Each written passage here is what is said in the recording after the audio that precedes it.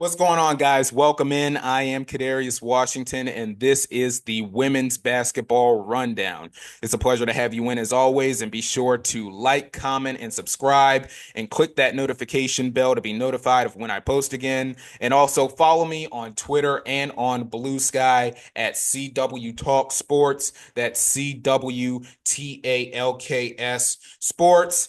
And well, folks, the 2025 WNBA Draft has come and has gone, and we're going to recap that for you as we get started here. So, starting in the first round, Paige Bueckers, the star out of UConn, goes number one overall to the Dallas Wings. No surprise there. Bueckers was always going to be the number one pick there for the Wings. And then number two, Seattle takes Dominique Malonga, the center out of France, at number two overall. No surprise there. You figured that would be the case after Olivia Miles announced that she was going to be skipping the draft and ultimately heading to TCU. And listen, folks, Dominique Malonga is going to be an absolutely phenomenal player in Seattle. She could not have ended up in a better situation. She's going to be learning from a couple of great bigs in Nneka Agwamake and Ezzie McBarger, and she's familiar with Gabby Williams, as the both of them were part of that French national team that made it to the gold medal game in the Olympics last year. So I think Malanga is going to be a phenomenal player. And then for Washington at 3 and 4, they take Sonia Citron and Kiki Iriafen respectively.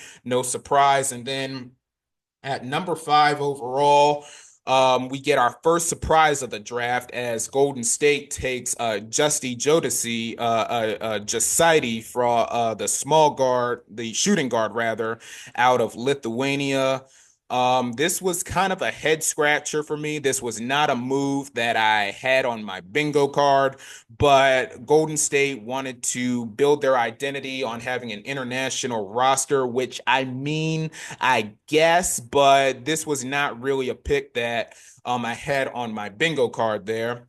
And then at number 6 overall, you get Georgia Amore heading to Washington out of Kentucky, which was an incredible pick, an exceptional job by Washington with those top three picks there. And then at number 7, you've got number 7 and number 8, rather, for Connecticut, you get Anissa Morrow and Sanaya Rivers, respectively. Two phenomenal picks, and I believe that Anissa Morrow is going to be in the mix with Dominique Malonga and Paige Bueckers for the Rookie of the Year race this upcoming WNBA season. And then at number 9, you have Sarah Ashley Barker heading to Los Angeles by way of Alabama. And that round of 32 game against Maryland was pretty much her formal introduction into the women's basketball world, putting up 45 points in that performance and hitting big shot after big shot there. So that was a little bit of a surprise, a good surprise there as far as the Sparks are concerned. And then with number 10 and number 11, you get Asia Sivka, the forward from Slovenia, and then you get Haley Van Lith, who's going to be reunited with Angel Reese. As you know, they spent that 1 year in 23 and 24 at LSU, and Angel Reese was excited for the pick, saying on Twitter that they didn't do it right the last time, and so they're going to run it back. So that's a good job there for Chicago. And then for number 12 at Dallas, you get Isaiah James, shout out 757, the shooting guard from North Carolina State. And then beginning in the second round, you get Aaliyah Nye out of Alabama. And this is the second straight year, folks, I believe, where Vegas got picked somebody out of the crowd for the WNBA draft. Remember, they did that last year for Kate Martin at Iowa, and they're doing it this year for Aaliyah Nye by way of Alabama. And then at 14, Dallas took Madison Scott, the shooting guard out of Ole Miss. And of course, Madison Scott was the foundation piece for those Ole Miss teams and Coach Yo. And you know I love me some Coach Yo. So I like that pick for Dallas at number 14. And then number 15, Minnesota, the Lynx, they get Anastasia Kosu out of Russia. And then at number 16, Chicago takes Maddie Westbeld, the forward out of Notre Dame. And then number 17, Golden State lands Cheyenne Sellers out of Maryland, which I believe was an absolute steal. And how Cheyenne Sellers fell all the way to number 17, I have no idea. And Tahina Pow, who I am a huge fan of, goes number 18 overall to Atlanta. And then at number 19 and 20, you get Michaela Timpson out of Florida State, and then Bree Hall out of South Carolina. And then you get another Gamecock at number 21 with Sanaya Fagan, the power forward out of South Carolina. Now, listen, I love the picks for Indiana at 19 and 20 for Timpson and Hall, but they're going to have their work cut out for them as far as making the roster is concerned. And they have another pick in the third round that I'm going to get to in a little later on. But you could have a situation here where when we get to training camp, you could have these three players fighting for either one or two roster spots. So that's going to be a very interesting situation to monitor there. And then at 22 overall, you get Acha Coulibaly, the shooting guard out of Texas A&M. And then Washington with number 23, who did a phenomenal job with the draft. They got Lucy Olson out of Iowa, which was another steal in the draft. And then Minnesota at 24 overall, they take Delia Daniels from Washington, and then the Washington Huskies rather. And then at number 25 for Connecticut, they get Rhea Marshall out of Southern California. And then in the third round, you have Sierra Sundell taking number 26 overall. That's pretty much being billed as the steal of the draft because I saw a few draft boards have her going late first, mid second. How she fell in the third round, I have no idea. She was an incredible player for Kansas State, and so that's a very good destination, a very good draft for the Seattle Storm. And then at number 27, Dallas takes J.J. Quinterly. Shout out 757 once again. The shooting guard out of West Virginia, the star there. And then at number 28, Los Angeles takes Liatu King, the forward out of Notre Dame. And then at 29, Seattle takes Madison Connor out of TCU. And then Golden State takes Caitlin Chen out of UConn. Another situation there where you had a player getting drafted from the crowd. And then you have Aaronette Vonleh, the star player out of Baylor, who I liked watching during the tournament. She goes to Dallas at number 31. And then Washington gets number 32. They get Zay Green out of Alabama. Indiana, they get Yavon Ejim out of Gonzaga, the forward there. At 34 overall, they get Seattle gets Jordan Hobbs out of Michigan, who was a really good player. And I love this. At number 35, Vegas takes Harmony Turner. Now listen, she has a remarkable story. She is an incredible player. She led Harvard to that Ivy League title in the NCAA tournament. And of course, she won the Becky Hammon Mid-Major Player of the Year award. And now she has the potential of getting coached by Becky Hammon, which is an incredible job there. And then at number 36 overall, Taylor Theory out of Ohio State heads to Atlanta. At number 37, Minnesota takes Aubrey Griffin out of UConn. That was another situation where a player got drafted from the crowd. And then New York takes Aijda Kane out of France.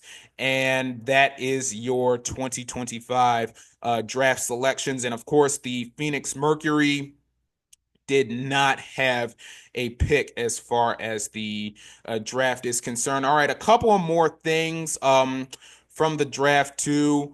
Of course, I touched on it. Indiana having the size depth, and of course, fighting for the roster spot. A big night for South Carolina as they saw Pow Pow, Bree Hall, and Sanaya Fagan go 18, 20, and 21. And one thing about Dawn Staley, folks, she gets players in the league. I mean, that's pretty much what's built South Carolina to be the powerhouse, just like how UConn gets players in the league. South Carolina is definitely among the ranks. And I gotta say, and this is a little personal for me, how about the 757, the Hampton Roads representation in the draft? Isaiah James, the star out of NC State by way of Princess Anne High School in Virginia Beach, and then J.J. Quinterly out of West Virginia by way of Lake Taylor High School in Norfolk. Both of them end up in Dallas, which is a very good situation. I love that for the two players. And of course, Isaiah James becoming the second player to be drafted coming from Princess Anne. The other player, of course, the great Elizabeth Williams, as far as that situation is concerned. And that, folks, is once again, your WNBA draft. Of course, the WNBA season is right around the corner, and we actually have a month of that before we get to the games. But nevertheless, folks, it is top five list time. Let's go. All right, my top five list today, my top five biggest steals out of the WNBA draft. And here we go. Number five, I have Cheyenne Sellers. Again, how she fell to number 17, I have no idea. I thought she was going to go number 6 to Washington, but they took Amore, so that's my number 5 steal there. At number 4, I have Tahina Pow Pow heading to Atlanta. Like I said, I'm a huge Pow Pow fan. She's a lights out shooter. She is going to fit. I think she's going to fit really, really, really well in that situation in Atlanta. And number 3, I have Lucy Olson for the Mystics. I mean, she was a really, really phenomenal player at Iowa. She was a phenomenal player for the Big East at Villanova, so I like her there. Number 2, I have Harmony Turner in Vegas. I really have belief that she will make the roster there. I mean, like I said, incredible baller. I mean, what a story for her as far as that situation is concerned. And then number 1 on my list, I have Serena Sundell, who I believe is going to be a sleeper dark horse rookie of the year contender, along with Paige Bueckers, Dominique Malunga, and Anissa Morrow. And that is my top 5 list for you. And of course, we had some interesting names that didn't get drafted. Alyssa Utsby, who is the I believe the all-time rebounds leader at North Carolina. She didn't get drafted, although she did sign a free agent deal with the LA Sparks. Maria Gokdang, she didn't get her name called. I kind of figured that she would. And then you got Deanna Gaston out of Auburn, Samara Spencer and Jules Spear, both out of Tennessee. I thought they would end up somewhere in the draft, as well as Deja Kelly at Oregon. And then, of course, Diamond Johnson out of Norfolk State, who I'm still holding on to hope that she will get a training camp contract as far as that's concerned. But those were some interesting names there. And of course, I really don't want to get into this story, but of course, you've got the Sedona Prince situation. All I'm going to say about that is the allegations of the off the court issues are very, very nasty. And the executives were taken, and the executives figured that there were too many red flags, too many risks in taking Sedona Prince. And not only that, you're pretty much risking your entire fan base turning against you and pretty much being looked at as the black sheep of the women's basketball world. And so the executives, the GMs, and the front office of the WNBA teams decided that drafting Prince was more trouble than it was actually worth. And so they left her alone there. All right, so three teams that I feel immediately got better from the WNBA draft. I have Seattle as one of those teams, of course, landing Malanga and Sundell and Connor and Hobbs. It's going to be interesting to see what we get from them in the developments out of training camp and, of course, getting ready for the season. Number two, the Dallas Wings, of course, with getting Paige Bueckers and Isaiah James and Madison Scott. Those three players, I believe, have the best chances of making the roster there. Of course, you can't count out Quinterly and Von Lee, who were phenomenal players in their own rights. And then number one on my list, I have the Washington Mystics. I mean, they had 5 picks in the draft, and they absolutely knocked it out of the park with Citron, Iria Finn, Georgia Amore, Lucy Olson, and Zay Green. They're going to be a very fun team to watch. They're going to be very fun to watch, of course, being paired up with Aaliyah Edwards, I believe their first round pick from last year, if I'm not mistaken. So they're going to be a very fun, interesting team. Of course, they're in a rebuild, but definitely building up their team in the right way, just like Connecticut. Now, I don't really see them winning a lot of games at this very moment, but this is going to be another young, interesting team with Morrow and Rivers and Rhea Marshall. So that's going to be a situation to look at there as we go forward. And that, my friends, is your once again, your WNBA draft. And that is your recap for that. All right, folks, we need to step back into the world of college basketball with the transfer portal, which is just getting crazier and crazier.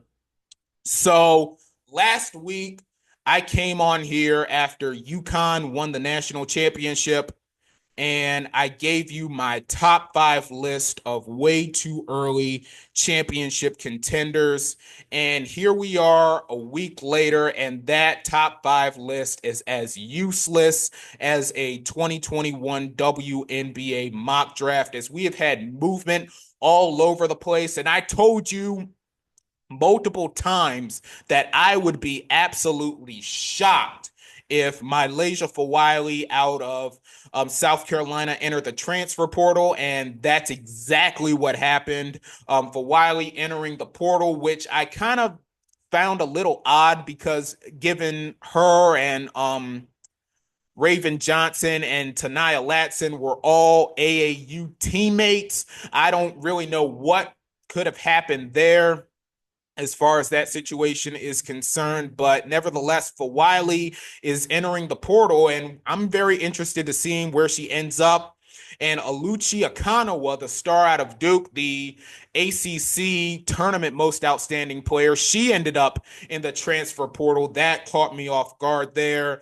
And then you've got Cody McMahon, who committed to Ole Miss, who I believe there was smoke there for a little while. And I just have to say, what a job Coach Yo has done in the portal, landing Cody McMahon, Danny Carnegie, and Tiana Thompson. And I just got a report earlier that Debrisha Powell out of Mississippi State has committed to Ole Miss. So an incredible job by Coach Yo in the transfer portal. And Mark Campbell absolutely nailed it in the portal for TCU, also adding Kennedy Basham and Marta Suarez, along with Olivia Miles. And once again, this is TCU's identity.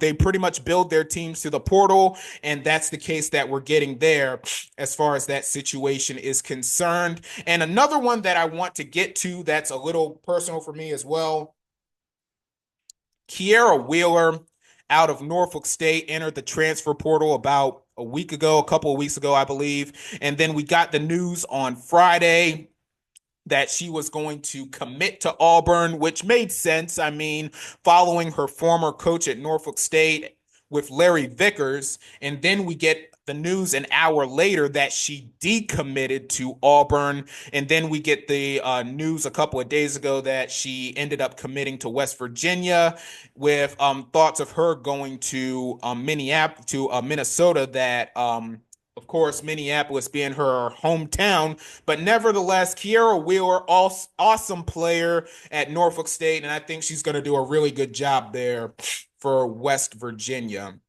And another thing that I want to get to in the transfer portal, what the heck is going on with UCLA? I mean, we got the news last week that their entire 2024 freshman class entered the transfer portal.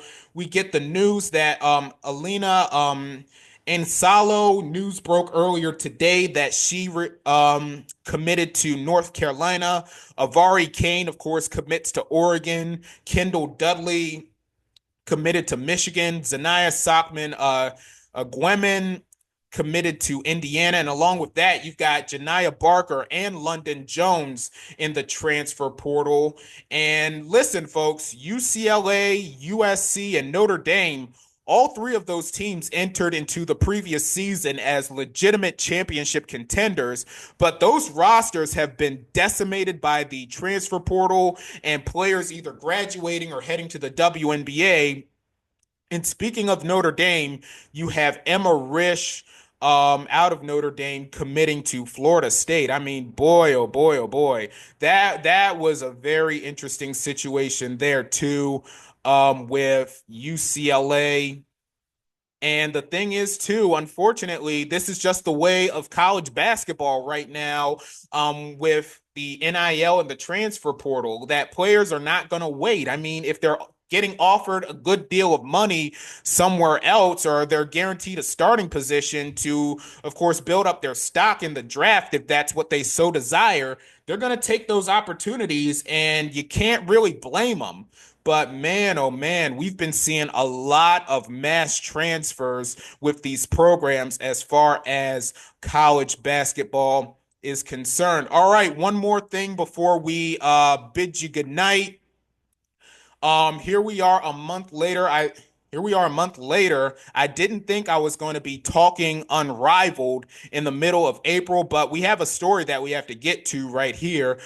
Paige Bueckers, the number one pick in the draft, signing a 3-year deal with Unrivaled. And the big story of that is she's going to make more money in one season in Unrivaled than she will in her entire WNBA rookie contract. And I really feel like that move there adds a lot of pressure to the WNBA. Of course, as we know, their CBA expires at the end of the season, and there's looming threats of a work stoppage, and of course, players looking for better salaries, and rightfully so. And the only thing Unrivaled did was turn up the heat as far as the WNBA getting something done. So that was a very interesting situation as far as that situation is concerned. And of course, folks, the transfer portal closes next week.